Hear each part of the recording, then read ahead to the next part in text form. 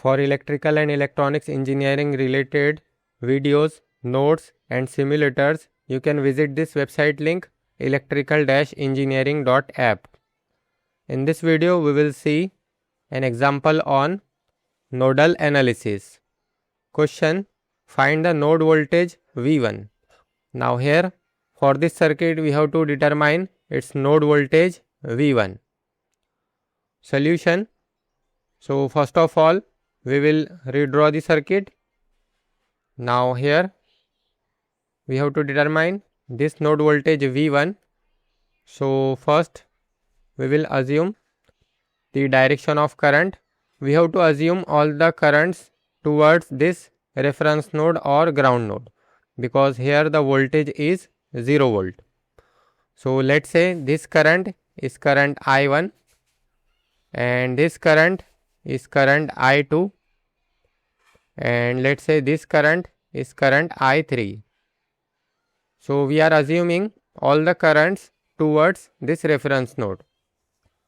Now what we will do, at this node we will apply KCL. So let's apply KCL at node V1. Now according to KCL, that is Kirchhoff's current law, summation of all the currents entering a node is equal to summation of all the currents leaving the node. Now here, entering current at this node is, this I1 is the entering current and this I3 is also entering at this node.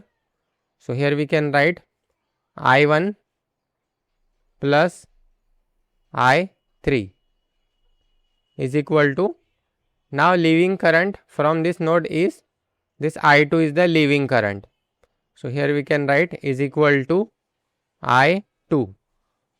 Now this I1 is, now current according to Ohm's law, current is equal to voltage divided by resistance. So here voltage will be higher voltage minus lower voltage, that is 10 volt minus V1 divided by 1000. So 10 minus V1 divided by 1000, then plus, now plus I3. Now here we can see I3. Now simply here we can see it is a current source of 2 milliampere. So I3 will be equal to simply 2 milliampere. So I3 will be 2 into 10 to the power minus 3 is equal to I2. Now this I2 will be V1 minus 0 divided by 4000. V1 minus 0 divided by 4000.